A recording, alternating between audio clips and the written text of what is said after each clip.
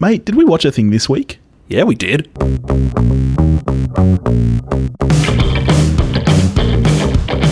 Welcome to the podcast. Thank you for joining us here at We Watched a Thing.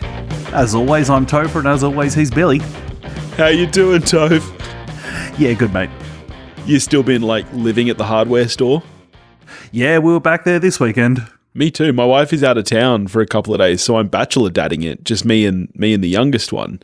But the great thing about babies is that you can just leave them sitting there, and you can just do what you need to do. But no, so I actually did a heap of stuff around the house today. I did some painting, did some woodworking. It's been good fun. But we're not here to talk about woodworking this week. Maybe another week. What are we talking about? We are talking about follow-up to 2009's Zombieland, 2019's Zombieland Double Tap. That's right. Long awaited. You were a fan of the first one? Yeah, I enjoyed the first one. Yep. Have you watched it since? I think I've seen Zombieland twice, both in a pretty short amount of time. You can tell me what year it was, because I'm fairly certain that I was house sitting for you when you were on your honeymoon. So whatever year that was. 2013. That's when I saw it. I saw it in 2009. Have not seen it since. Remember really, really enjoying it. Haven't revisited it, so I can't say how much that holds up. Zombieland Double Tap, however, is a 2019 American zombie comedy film directed by Ruben Fleischer and written by Rhett Reese, Paul Wernick, and David Callaham. It's a sequel, as we said, to Zombieland, and it stars Woody Harrelson, Jesse Eisenberg, Abigail Breslin, and Emma Stone reprising their roles alongside new cast members Rosario Dawson, Zoey Deutch, and Luke Wilson. Good job. Thanks, buddy. Wikipedia does do a good job. So, sequels, eh? Sequels. Can I ask, would you have seen this if we weren't doing it for the show? I'm not convinced I would have seen it in theatres. Right, you would have waited. You would have waited for 4 years like you did with the first one. Yeah, something like that. Yeah. I thought the trailer for this was pretty promising. Yep. So I went in expecting a good time, but I wasn't thank God Zombieland 2 is finally here. Do you think there are people who were like that, who were really waiting for this sequel? I think there's a lot of love for the first one, but I don't know in what way that translated to really hanging out for this one. Yeah, right. Probably the thing that I was most excited about was just going on a little mandate to the movies last week. Oh, who did you go on a mandate with? One of my former housemates. Nice. That was probably, spoiler alert for my feelings on the movie, the activity of going to the movies with my friend was the highlight of the night. I mean, the activity of going to the movies is always the highlight for me, no matter how good the movie is. I love the cinemas. They're just great. I'm just going to get straight into it. For me, the strongest part of the film, as with the first one, is the cast. I completely agree with that. There's a lot of talent on screen. Yes, I think the four main leads are all extremely talented, and that's what I was most looking forward to be honest, in this film, was seeing those four together again. It's been a long time since I've seen Abigail Breslin on screen, who did a lot of really good stuff as a child actress. Little Miss Sunshine is one of my favourite films. So it was interesting seeing her as an adult, having not really seen her in anything in about 10 years. But I think that all four of these casts do have really good chemistry together. They do. They bounce off each other pretty well, and I think it's reasonable to say that they mine the script for absolutely everything that's there. Yes. Yeah, I'd agree with that. Do I think that there's all that much there?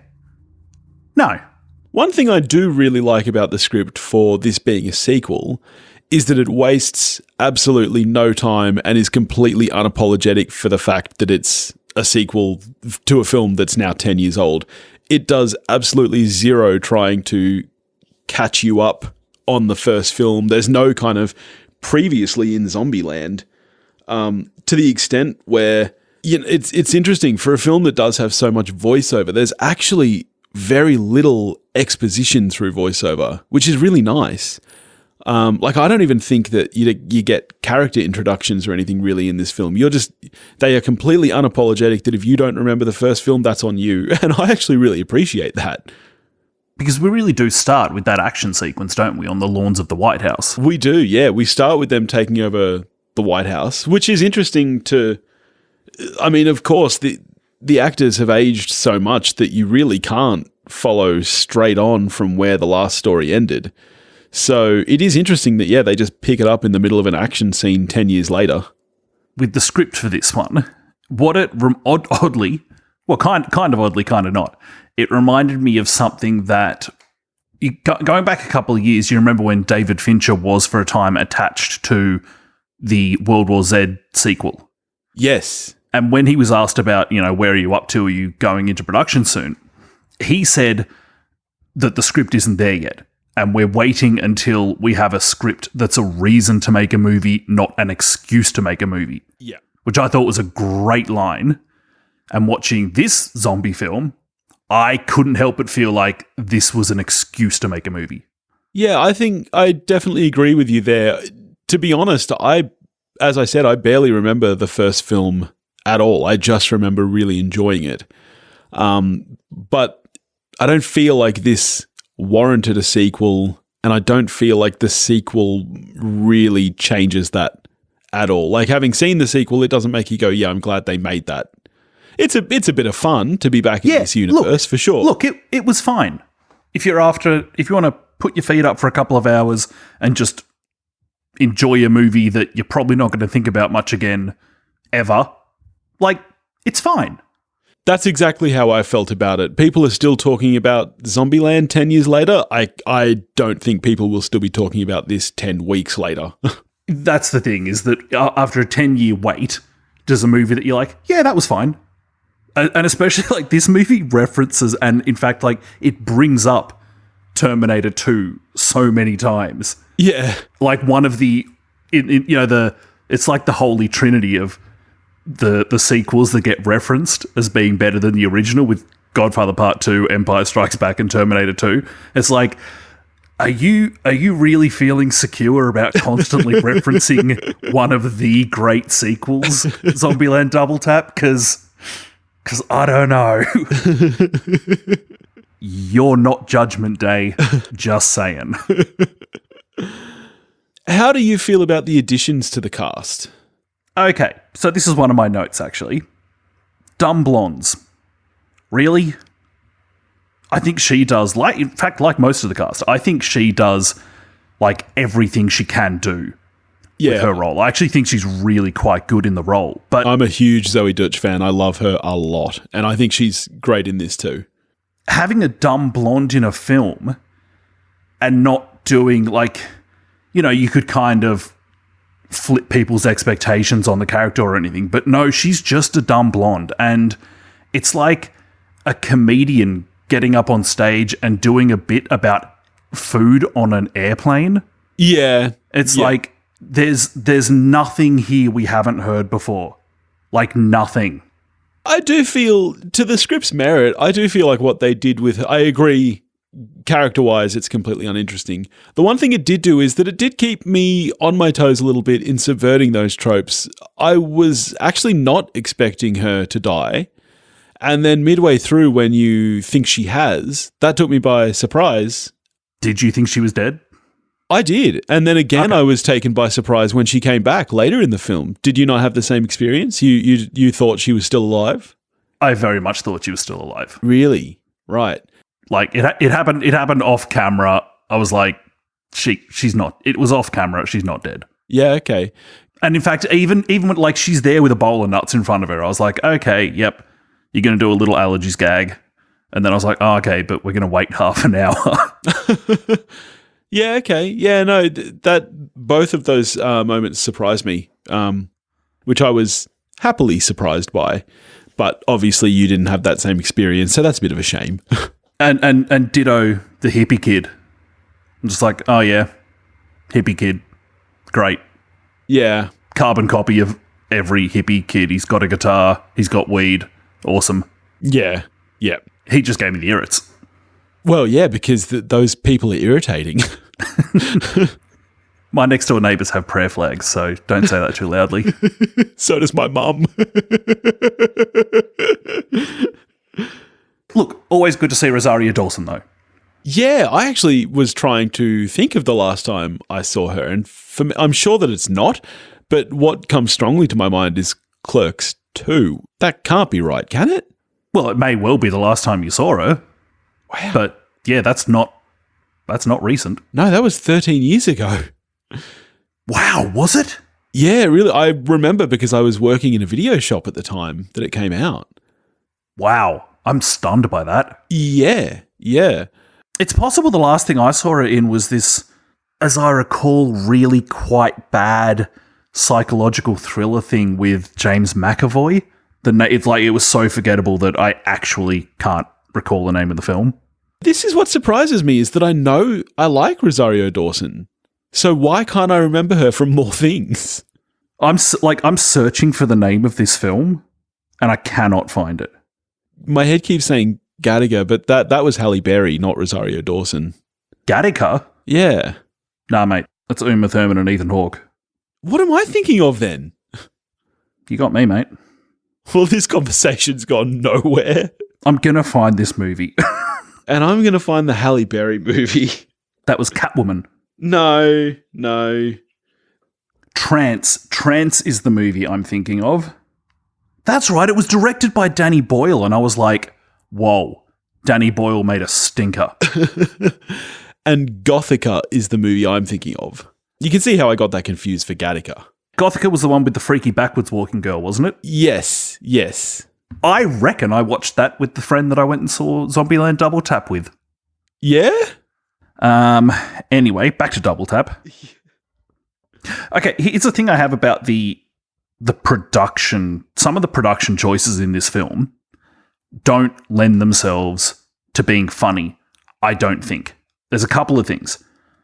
One is that I think it cuts too quickly after a line, and there are some good lines in this film, but you know how, just as an example, in Arrested Development, some of the best moments are not the line itself, it's that couple of beats afterwards where, for instance, Michael is just looking at someone like, are you fucking kidding me? Yeah. Whereas in this film, and it seemed to me like this happened a lot, there would be a line or something and it would just cut straight away and just gave the film no time to just live in the moment. Yeah, I would definitely agree with that. And then there's a lot of close-ups in this movie. I didn't notice that. If you watch the movie again, which you won't. No. There's a lot of scenes that play out largely in close-up. And cutting to a close-up can be funny, I think. But close-ups themselves are just kind of more inherently dramatic than they are funny. Yeah, that's definitely true. And so there's a bunch of the time where just due to the choice of framing, I was like, this is less funny than it could be. Well, here's a question. From my memory, the first one was very much what I would call a horror comedy. I feel like this really forgot the horror elements. There were some action scenes, but apart from that, I feel like this was really, really just gunning for comedy, which I think is why I agree with you that when the comedy doesn't work or falls a bit flat, that really drags down the whole movie when in this film, really that's all they're gunning for. Yeah, I do tend to agree that what I personally think the film really should be going for is just that real, gleeful, over-the-top horror sort of stuff. I agree, yeah. And you're right, there's not that much of it. Mostly it's just zombies getting shot. Yes. Which is not funny. No, you think of, Evil Dead 2, where Ash gets the chainsaw arm, for example. That is so gleeful. That film is, that's the Bible. Yes. When you're looking at horror comedies, to me, that's where you go. Yeah. Even Mandy earlier last year, you think of the chainsaw fight where that guy is just pulling out that chainsaw that gets ever longer and longer. It was majestic. Yeah. They're the kind of horror elements that I feel like this was missing. There were some action scenes, but it was no different to what you'd see in, say, John Wick. The fact that they were zombies was kind of inconsequential, really, to the film, which, to me, yeah, when the comedy falls flat, that's a real shame because that's really all this film had going for it. Now, the friend that I saw the film with raised a good point. whatever happened to those ninja zombies? We get introduced to them at the beginning of the film, along with the Homer and the T-800, both of which we see again and play a part in the film. Now, I suppose they could explain it away by saying, well, they're ninja zombies. But why did you introduce them at the beginning of the film if they're just not going to be a part of the movie? Yeah, that's the kind of thing you're talking about that could have been a fun tag. You know, like after a punchline to something, then there's the tag about the ninja zombies. But it was missed. There was another kind of zombie that was meant. There were three. There was the ninja, the Homer, and there was one other. This was before they knew about the T-800s. Yes, right you are, the Hawking. The Hawking.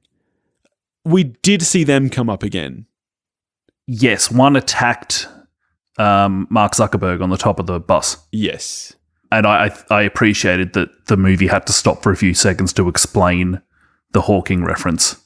I was like, come on, movie, if people aren't getting that, then just leave them behind. Seriously. Yeah. Pretend it's the zombie apocalypse. Save yourself. Other highlights included getting sprung at the traffic lights, air drumming late at night when I thought no one else would be around. I was going pretty well, just quietly. I was once driving through McDonald's and I ordered Shock me. I ordered way too much as I'm prone to do. So I had to wait in the fatty bin for my food. It was a hot summer's eve, so I had the window rolled down and I was rocking some Cure. And as I'm sure you'll appreciate, when you're listening to The Cure, you need to sing along, and you need to sing along in Robert Smith's voice. Some teenage girls threw a milkshake at me and laughed.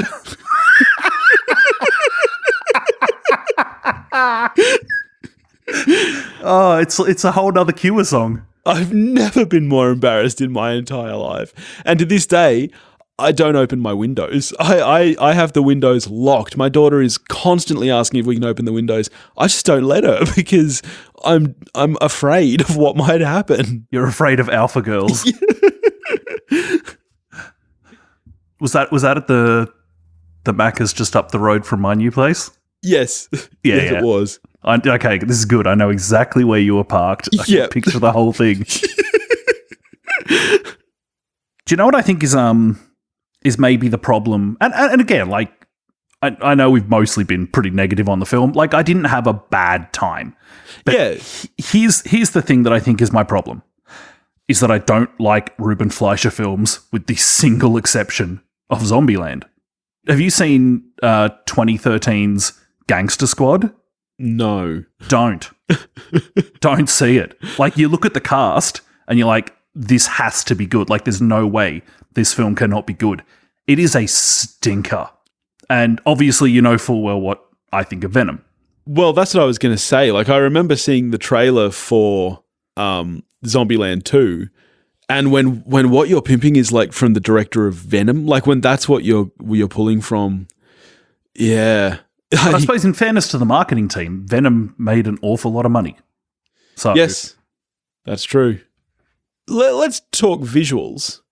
Like I said, I don't have a great recollection of the first one, but I remember it feeling a lot smaller in scale. Even though I don't think it was, it felt kind of like an indie movie. Now, maybe that's just the genre, because a lot of indie directors do go for horror comedy because they're cheap to produce. You can get that kind of over the top schlock, really effectively for quite cheap.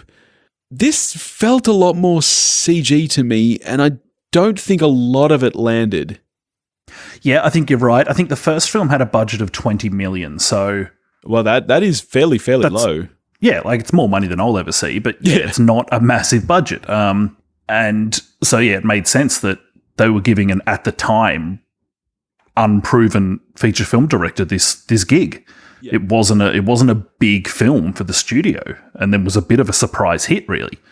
Because of the visual effects, it just feels less visceral, because in the first one, due to budget constraints, they just would have had to do more for real. Yep. Let's talk the Bill Murray cameo. Did you stay for the mid-credits? Yeah, I did. I saw Bill Murray hitting zombies with a chair, and and was entirely unenthused about it. Yeah, same. It didn't excite me at all. It takes a bit to make Bill Murray being meh, but it managed it. It really did. And to me, that's the biggest crime of the film. You've got Bill Murray, guys. Like, he's Bill Murray. Yeah, it's like just roll camera. It'll work. Yeah, like just let him be Bill Murray. Or not. Yeah, well, apparently. So, like you said, I feel like I do need to stress that I had fun with my viewing. Like, sure, we've been kind of negative, but that's kind of what we're here to do. But it's only because it's not very good. Well, that's the thing. I really did have fun with this, mainly due to the cast, I think. Seeing this cast again, like I said, I think they all have great chemistry. They all bring a lot to the roles. And I did like the additions we get. Like I said, I'm in love with Zoey Deutch, so that helps. And I had fun. I don't regret seeing the movie, and I probably will watch it again, to be honest, because my wife will want to watch it at some point because she liked the first one, and I'll watch it with her. We'll have fun together. Sure, I might play on my phone while it's on, but I'm not going to say, nah, we're not watching it. So, all in all, how are you scoring it? 4 out of 10. It's not an absolute shit show, but it is mildly subpar. Yeah, look, predictably, I'm always higher than you. I'm going a 5. I think it's just bang on average. I had fun, but like I said, I think what it was really missing was the horror elements to really make this film feel a bit more fun, because I do think a lot of the jokes fell flat, and that's a bit of a crime in a comedy. Yeah, basically just go watch Zombieland. Yeah. Yep. I would agree with that. All right, buddy, what are we getting to next week? Are we staying on the kind of horror thriller wagon next week? I believe we are. I certainly can't remember the name of the film. Really? I got a trailer for it before Double Tap. It's been getting fairly rave reviews. I've seen quite a few, because of course, being in Australia, we're getting it 2 months later than everyone else. I've seen it already pop up in quite a few people's best of the year list. We're talking about Ready or Not. That's the one. Yeah, which I'm very excited to see. It looks fun. Yeah, it looks like a lot of fun, and it looks like it's going to hit what we were missing this week, which is a really good blend of both horror and comedy. Here's hoping. Alrighty. In the meantime, if you want to get in touch with us, you can do that at wewatchedathing.com or wewatchedathing@gmail.com. You can find us on Facebook, Instagram, and Twitter, all under the handle @wewatchedathing. If you want to help support the show, you can do that at patreon.com/wewatchedathing, and we'll catch you next week. Go watch a movie.